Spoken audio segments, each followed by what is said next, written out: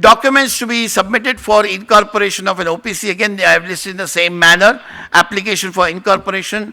The nominee consent, because the person who is going to be acting as a nominee, he has to also give his consent to act as a nominee. Affidavit regarding his non-conviction, which I have told you that this is now applicable for all companies, all the subscribers have to give. Form of verification of signature. List of all companies having the same registered office, that has to be given in addition. Particulars of the member as well as the nominee, including the proof of identity, proof of residence, and the PAN card has to be submitted.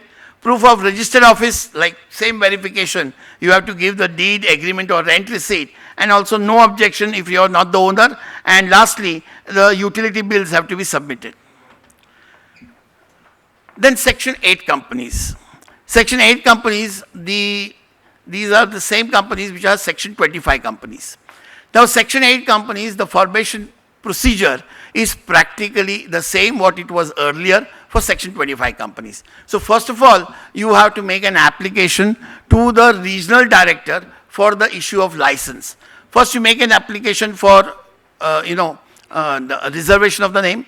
Once you get the name, reservation of name, you can definitely make an application to RD saying that, yes, we want to, we have already got the availability of name, and now we would like to form a company under Section 8. The reservation of name has to be there, so we have to submit that. Application for license under Section 8. Memorandum and articles, the draft copy has to be submitted. This is very vital because the memorandum and articles of association, once it is approved by the RD, it cannot be changed either by the members or by the ROC. So the same has to be adopted at the time of incorporation. Then you have got a declaration by the chartered accountant, declaration by the applicant, same declaration that he is not convicted of any offense. Then you have to give an advertisement in a newspaper. You have to also give the, if it is an existing company, you have to give the balance sheet a copy. And if you are not an existing company, then you have to give the estimated future balance sheet and estimated profit and loss account for the next 2 years, 3 years. Then certified copies of the resolution passed or board meetings if it is an existing company. Once the license is received, then you make an application to the registrar of companies. With, again, you have to ensure that that reservation of name is valid, because if it is expired in the meantime that you have got, you have to renew that. And then you have to make an application to registrar of companies. Memorandum and articles as approved by regional director has to be submitted. Copy of license under Section 8, which has been issued by the regional director, has to be submitted. Declaration regarding compliance, that you have complied with all the provisions of law. Address for correspondence in the registered office is affidavit regarding his non-conviction now has to be given even to ROC. Earlier it was not there, but now since it is applicable to all companies, you will have to give over here also. Verification of signatures, then particulars for subscribers and first directors, that is proof of identity, proof of residence, and the PAN card, and consent, of course, of the first directors. Regarding commencement of business, I told you now it is not required to, so there is no question about, yeah. Then the conversion of any kind of company into Section 8 company, that is any other company is there. Then, of course, there are certain norms. Practically the same thing is there. However, you will have to take the NOC from the creditors.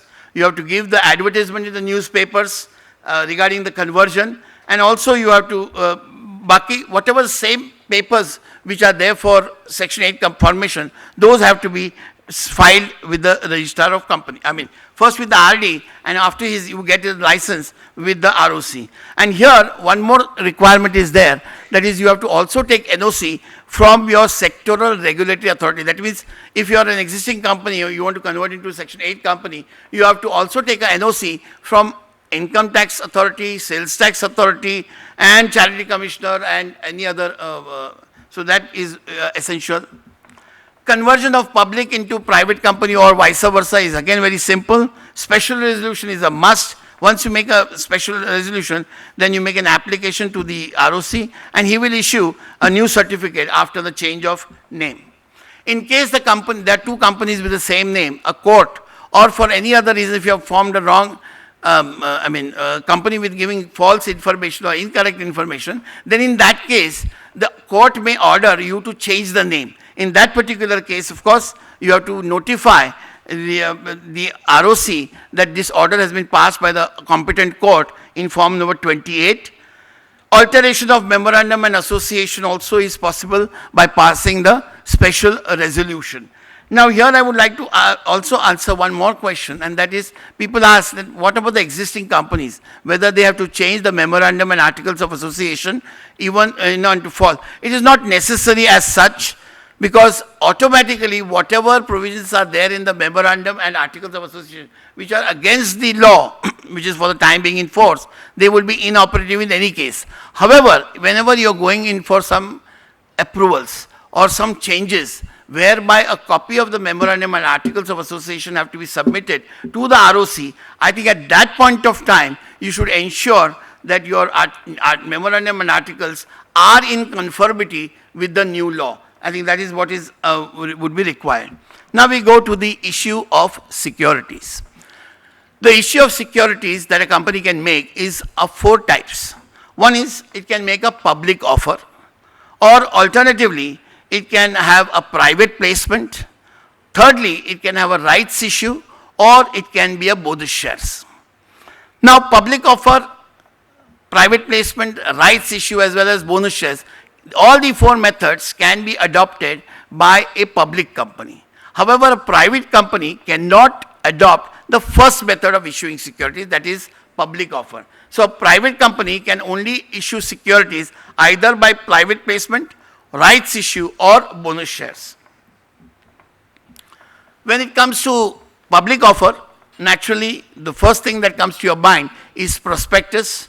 Prospectus earlier was defined, but shelf prospectus, information memorandum, red herring prospectus, all these were not defined under the earlier act as such, but they were known. So therefore, but now they have been defined in the act itself. So you have got now the abridged prospectus, which has to accompany every form, the shelf prospectus, which can be issued by a financial institution or a company which is making more than one issue during the particular year.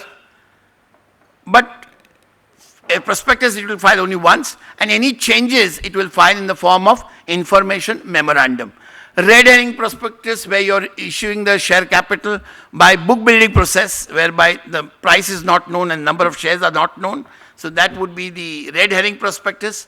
Deemed prospectus, that any document, not necessarily in a particular format, which is inducing a person to invest in the company, would be deemed to be a prospectus. And of course, an advertisement, whenever a public prospectus is issued, an advertisement has to be given in the prescribed format. The contents of the prospectus, I have not gone into the very details. They are very clearly mentioned in section 26 of the Act, as also rules 3, 4, 5, and 6 of the company's prospectus and allotment rules 2014. If a company is making an offer of sale of shares, sometimes the existing shareholders would like to offload their shareholding to the public. And when it is doing so, that offer of sale by members to the public would be covered under the public offer, and all the provisions of the prospectus would also be applicable to such a company. Variation, as I told you, if there is any change in the terms of contract or objects, then in that particular case, the company has to have an exit policy for the investors who are opposed to the change of objects clause. Of course, every person who is making a public offer, it can do in the dematerialized forms only and not in the physical form. Allotment, in case of, there is a requirement of minimum subscription, there is no question about it. And also, the allotment, once the return of allotment has to be filed within 30 days. The provisions regarding impersonation for acquisition, there is only one new provision which has been brought in the new Companies Act, and that is the disgorgement.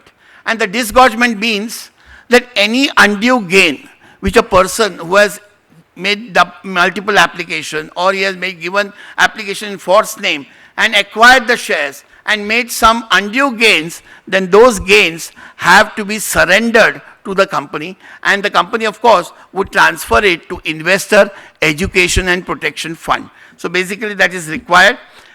Misstatement in the prospectus, there is civil liability and criminal liability which was same as the earlier law. There is no change. So therefore, I'm not going to deal with it. However, now there is a new provision regarding class action suits. And there are two types of class action suits. One is where the public offer is made and prospectus is issued, and there is a misstatement in the prospectus. Then, of course, there is a class action suit.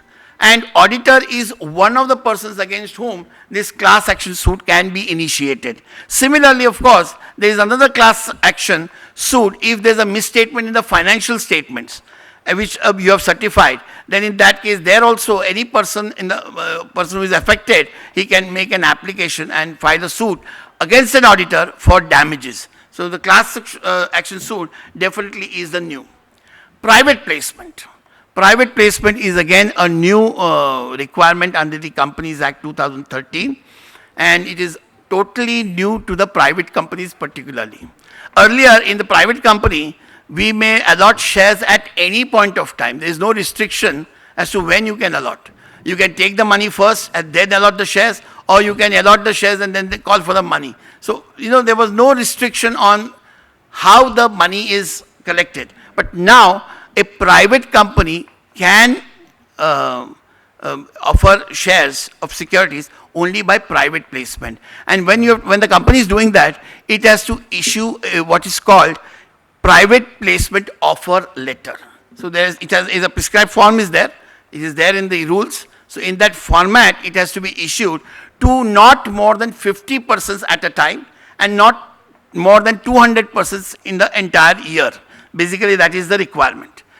And of course, the value, the invitation or the offer value should not be more than 20,000. All monies which are receivable on such issue by private placement shall be through check or demand draft or banking channels. So you cannot receive cash, number one. Application money is to be kept in a separate bank account. Basically, I feel you do not open a separate bank account, but you should not use that money and until the allotment is made.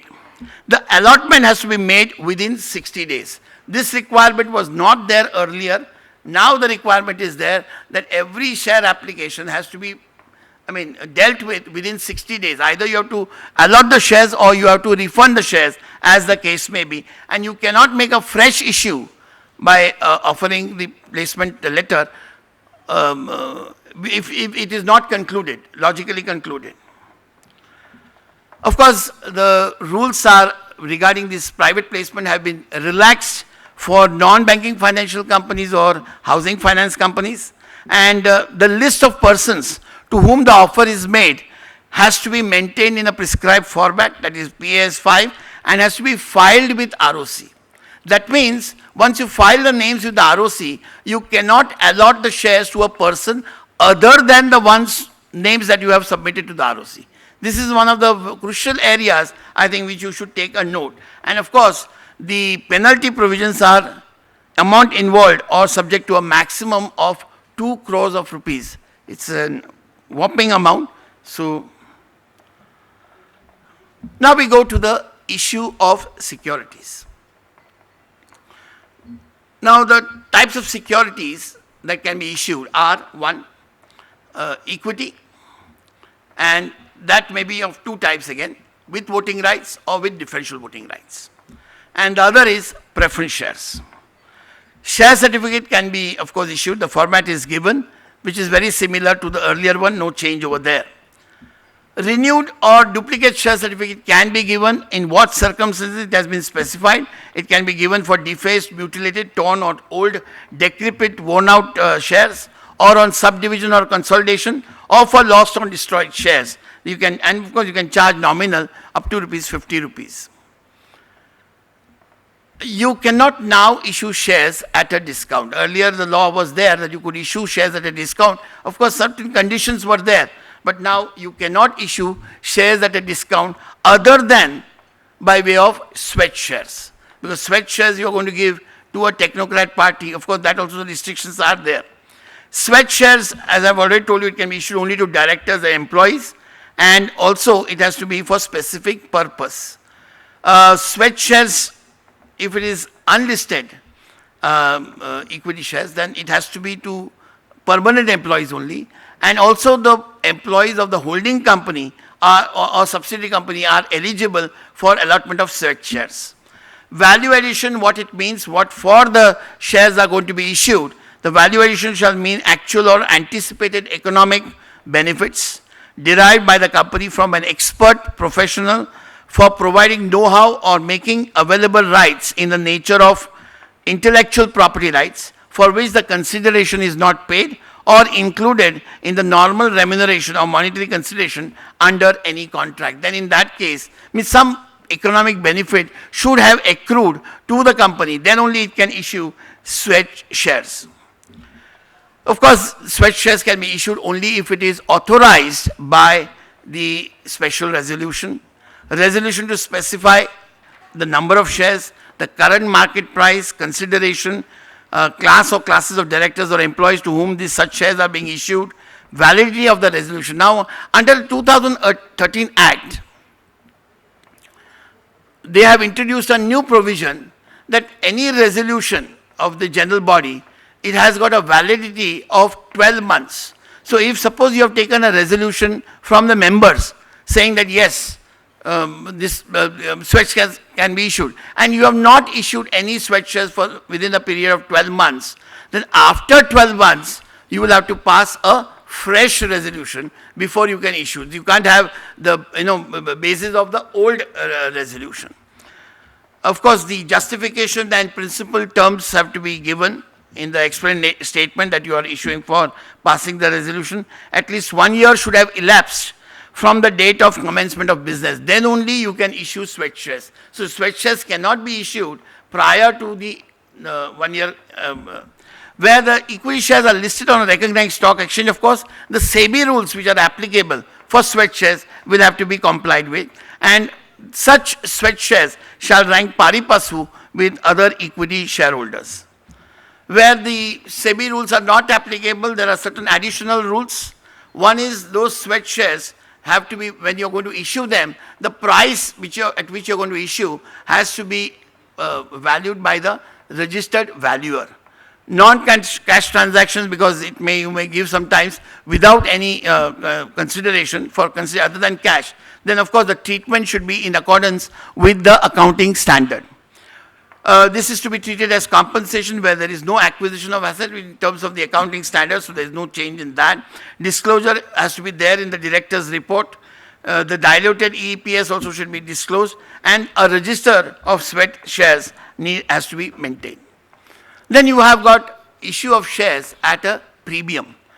And this premium now can be utilized only for one, to issue bonus shares, to write off expenses or commission paid or discount allowed on any equity shares, and for buyback of its own shares or securities. It cannot be used for writing off of preliminary expenses or to write off premium payable on redemption of preference shares or debentures of the company. So basically these two, which were allowed under the earlier act, have now been not allowed. Issue of equity shares with differential voting rights. Again, this shares, if the company wants to issue, it has to be authorized by the Articles of Association.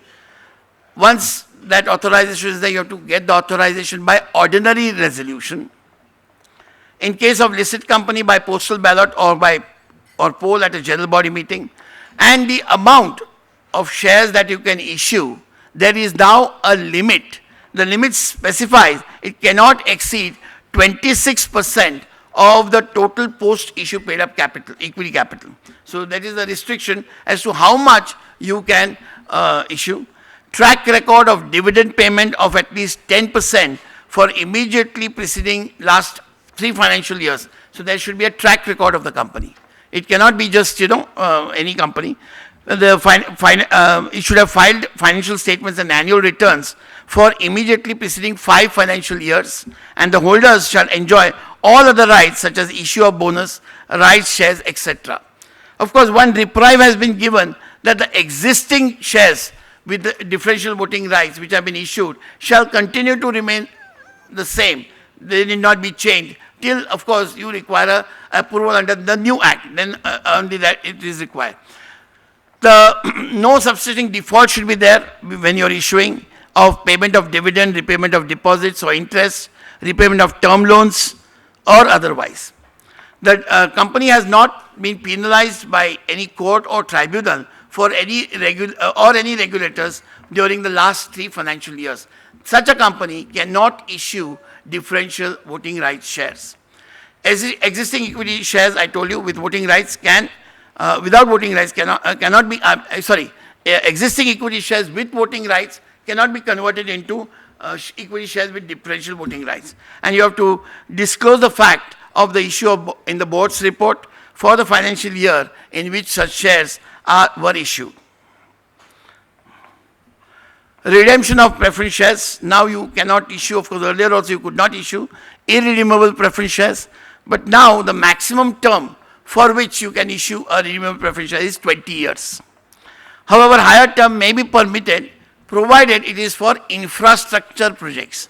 Infrastructure projects have been specified in Schedule 6. Redemption in such case has to start from the 21st year. Redemption should be also only out of profits or out of fresh issue, which is there earlier also. Share transfer forms, there is a notice has to be given in SH5, the transfer form is specified. Employees stock option. Employee stock option, the company can issue the stock option only if there is authorization by a special resolution. Minimum 1 year gap between the grant of option and the vesting of option should be there. Lock-in period is discretionary, not necessary. Option is not transferable, cannot be pledged or hypothecated or mortgaged or otherwise encumbered or alienated. On resignation or termination of employment of the employee, he loses all options which are not vested.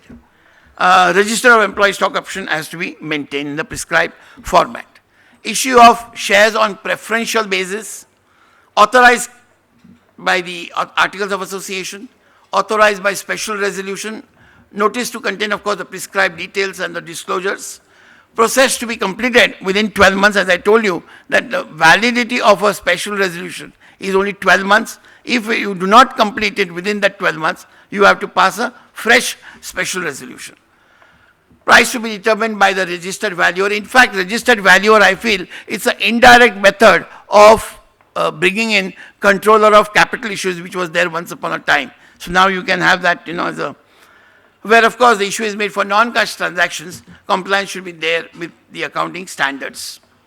Of course, the company cannot issue provision by, a company cannot give money for buying its own shares. Of course, this is not applicable to private companies. A lot of benefits have been given to private companies that we shall consider a little later.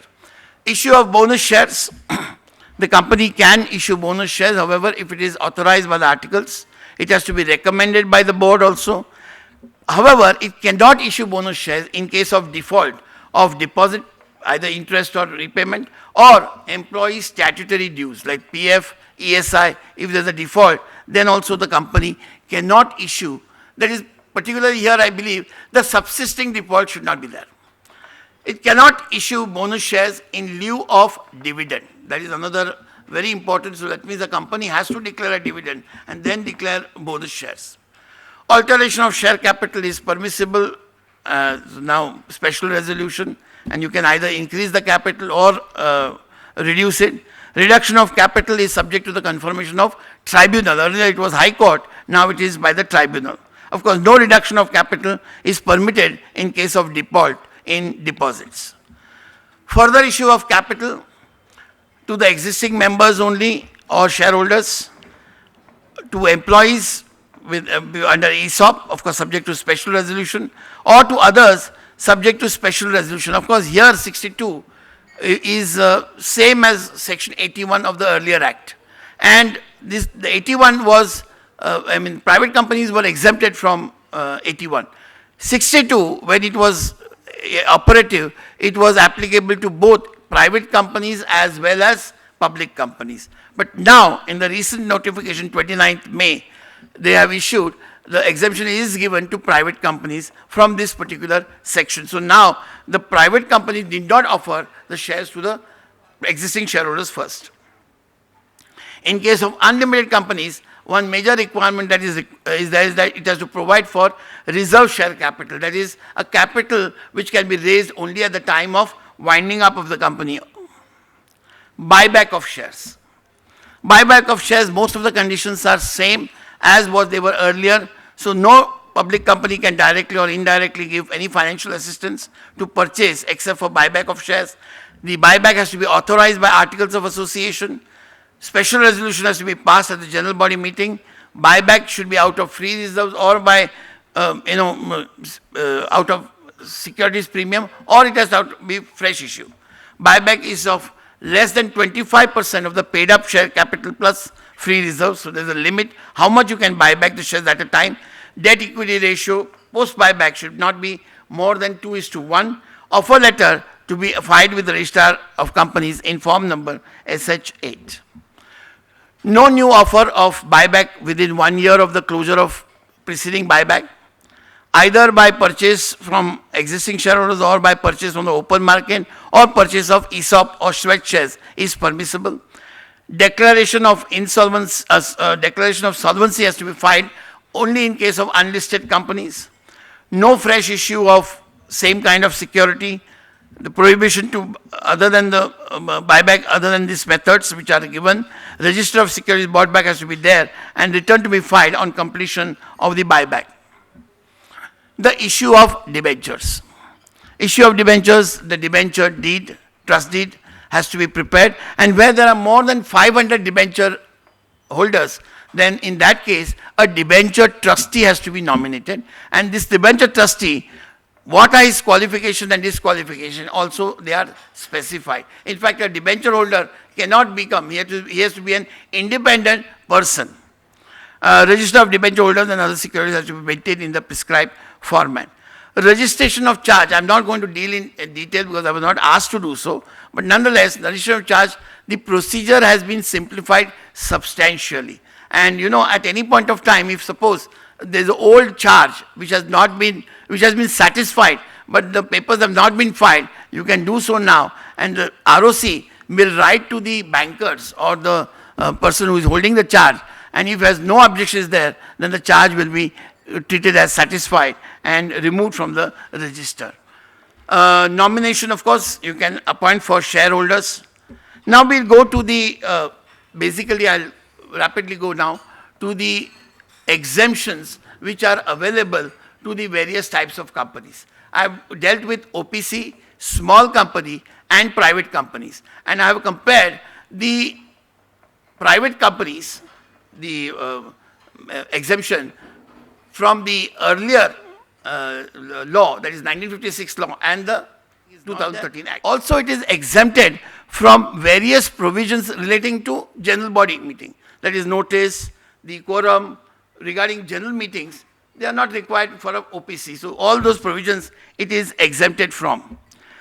The resolutions, sometimes you have to pass a special resolution or wherever you have to pass an ordinary resolution. How does the OPC do that when there are no general meetings? So what happens is they have to file that resolution with the ROC, and filing of that resolution will tantamount to that the resolution has been duly passed and by the OPC. The report of the board of directors, there is nothing like board of directors reporting because the owner and the director may be same. So therefore there is no question of any report. But however, if in an auditor's report there are any qualifications, then such qualifications have to be replied to by the director, and that would tantamount to director's report. OPC shall file a copy of the financial statement duly adopted by its members along with all documents which are required to be attached thereto within 180 days. Normally for a private company or any other company, it is 60 days from the date of AGM approval. Here it is within 180 days, it has to file the. OPC shall have minimum one director. Incidentally, an OPC can have more than one director. So it can have up to 15 directors. There is no restriction as to how many numbers of directors that an OPC can have. So, of course, when OPC is having more than one director, then the provisions relating to board meetings will apply to it, but otherwise it will not apply. Subscriber to the memorandum of association shall be the first director generally until the directors are appointed. Nothing contained in sections 173, 174, which is relating to board meetings shall apply, because if there is only one director, if there are more than one director, all those would apply. OPC having more than one director, of course, then in that case, the number of board meetings also, they have a relief. They can have maximum 2 board meetings in a calendar year, 1 in each half year of calendar year. And of course, the gap between the 2 meetings should not be less than 90 days. The terms of the contract not being in the ordinary course of business, unless the same is in writing, with this shall be contained in its memorandum of association or recorded in the minutes, because where related party transactions are there, then in that case, the contracts where the person is interested, they have to be reduced in writing, and it has to be approved in the the minutes of the board meeting held immediately after the contract. It has to be entered into. That's all. Entering would be sufficient that it is disclosed. The details of the contract shall be informed to the registrar within 15 days. The dormant or the inactive company I've already done. Now I go to the privileges of a private company, which were there earlier. The ones which are in red are the old privileges, and the ones which are in black are the current privileges. So what is the change? I have just tried to show them. A minimum of 2 persons may form a private company. Normally, the minimum requirement is 2 persons, otherwise it can have now up to 200. Regarding just now, this privilege is there to the, private company. Private company still, the minimum number of members is 2 only. Except OPC, which is considered to be a private company, there the number of members is only 1. Filing of statement in lieu of prospectus before allotment of shares is not required. So basically, this statement of in lieu of prospectus is now not there. So there is no corresponding provision. So the exemption to a private company is not there also. I mean, there's nothing like, because private companies cannot go in for public offer anyways. So there is no question.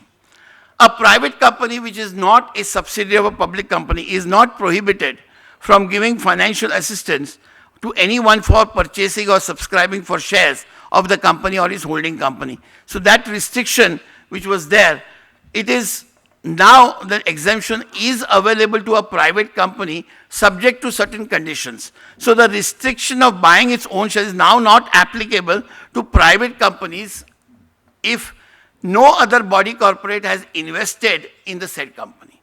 So if any other body corporate is a shareholder of that company, then it cannot buy its own shares. If the borrowings from banks, financial institutions is less than twice its paid up share capital or 50 crores, whichever is less.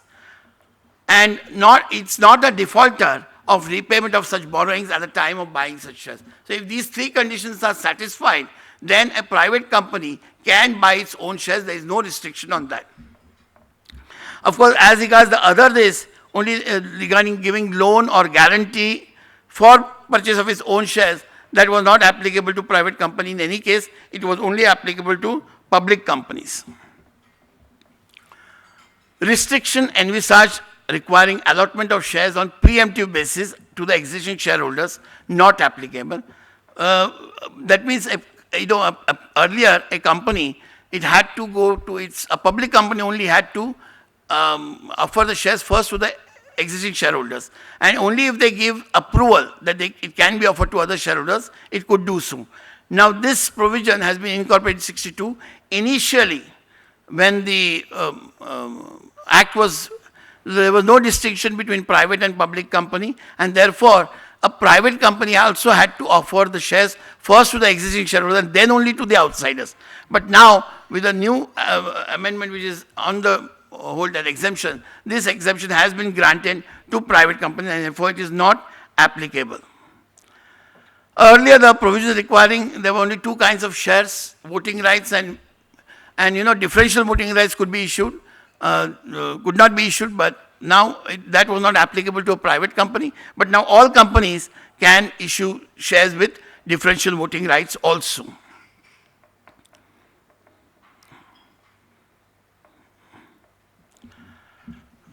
The right to appeal to the Company Law Board against rejection of any transfer, of course, that right I think still is there. Of course, instead of Company Law Board, it will be to the National Company Law Tribunal. So that a commencement of business certificate is not necessary. Now it is not required for any company. Even a public company also is not required to have a commencement of business certificate. Holding of statutory meeting and filing of statutory report not required. Anyway, now statutory meeting itself is not required at all. So there is no question about any exemption or otherwise to private companies.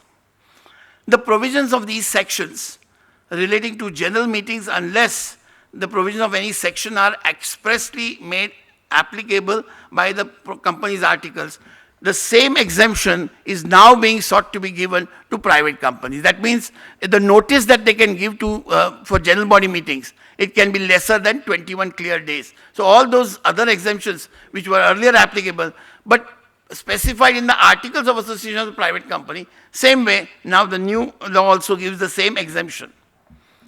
So here I have taken the same one.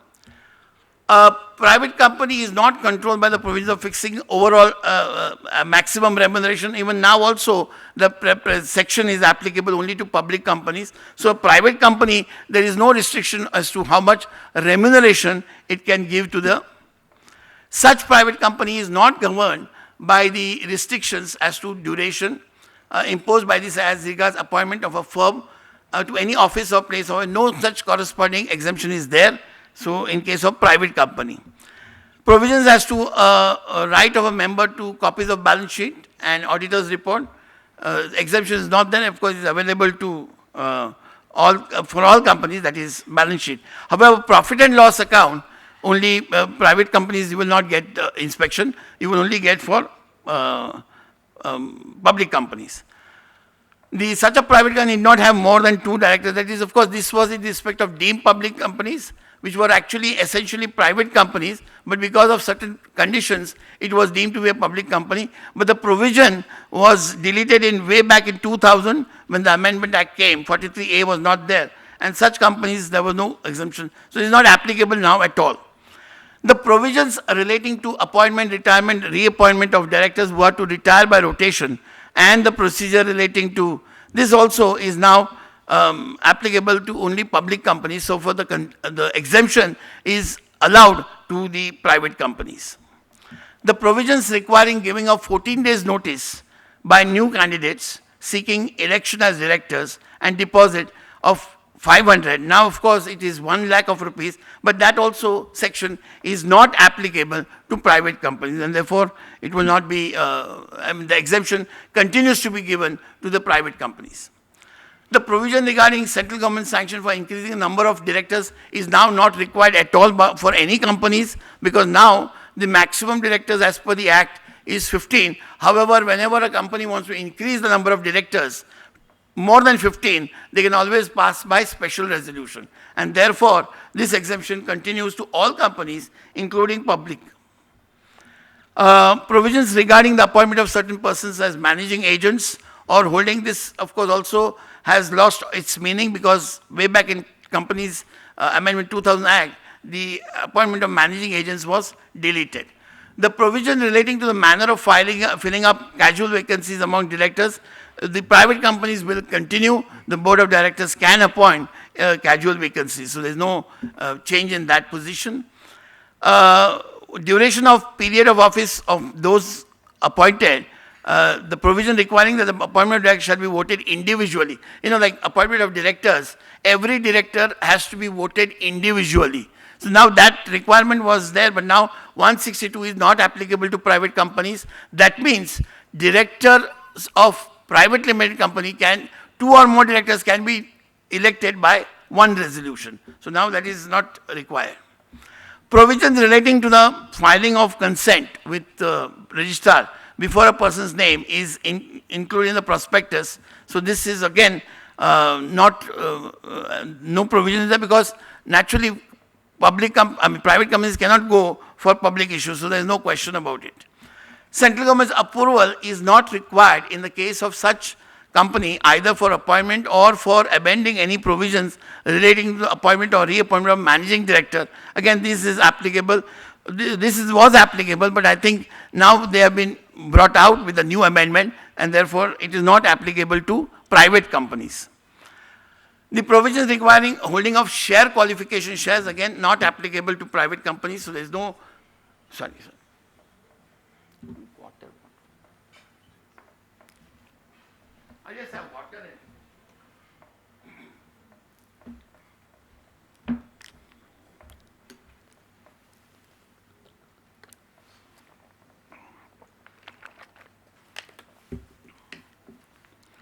Yes. Such a company may, by its articles, provide special disqualifications for appointment of directors. I mean, here also, the present private companies can do so, so the exemption continues to be there for private companies. The restrictive provisions regarding the total number of directorships which any person may hold do not include any directorship held in a private companies. This was not there till recently. Again, a new amendment has come whereby the number of companies, directors,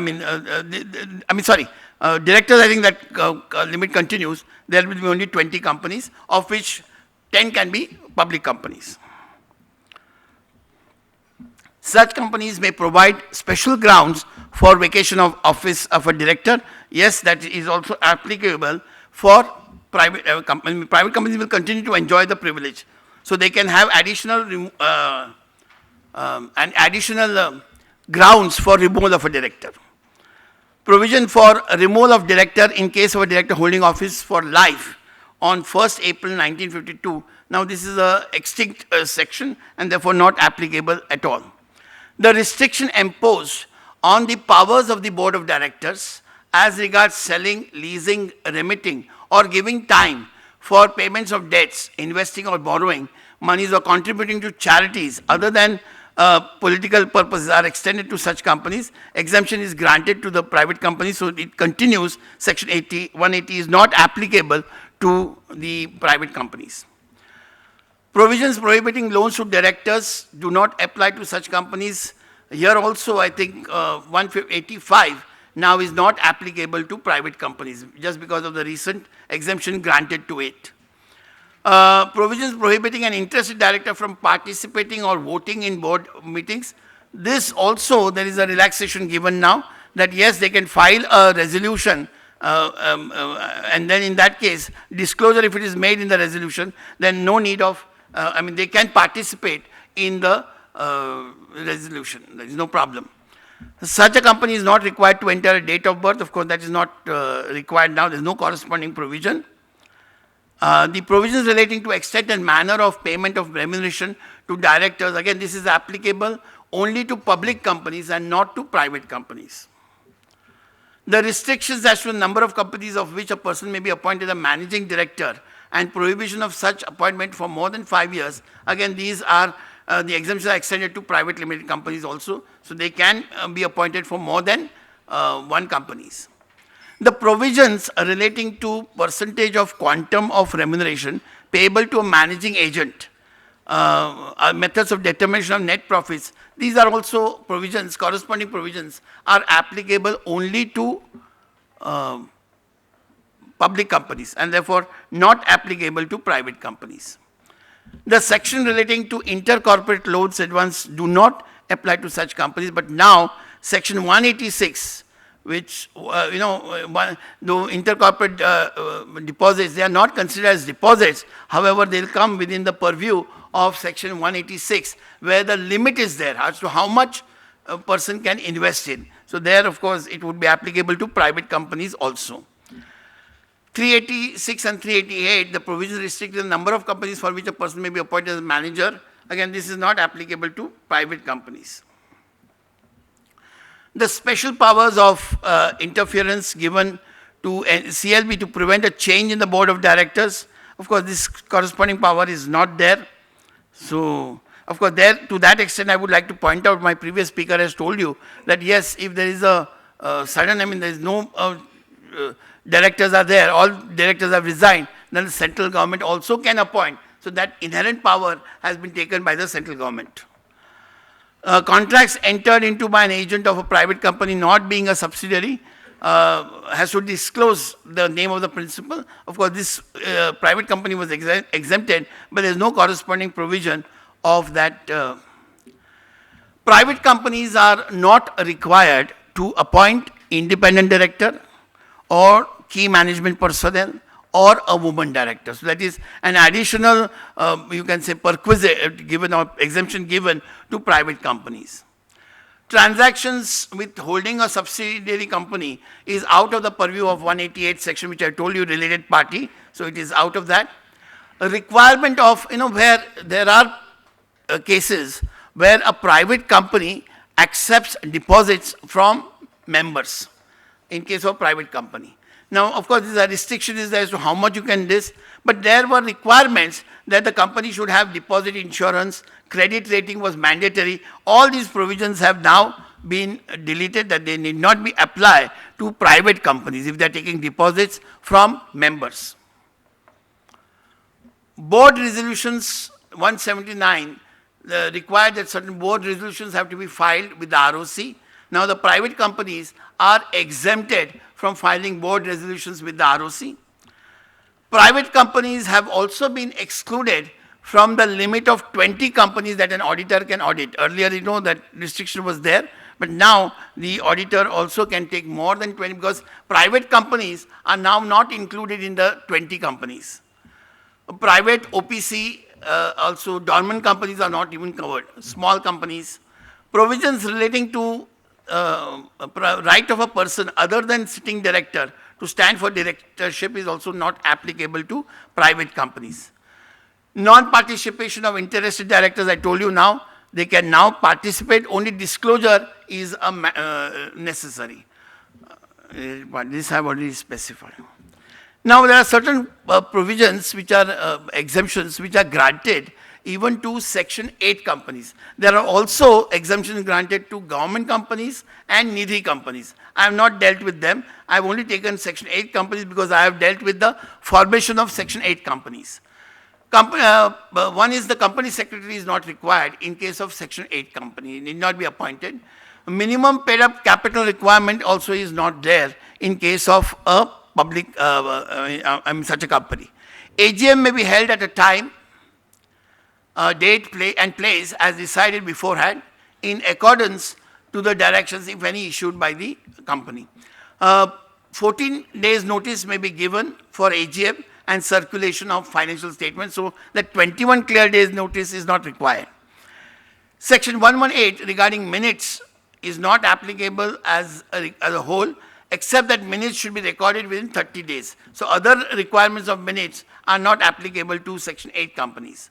The requirement of minimum and maximum directors and other provisions relating to appointment of directors are also not applicable to Section 8 companies. The manner of selection of an independent director is also not applicable to Section 8 companies. Provisions relating to the right of a person other than sitting director to stand for directorship is not applicable for Section 8 companies.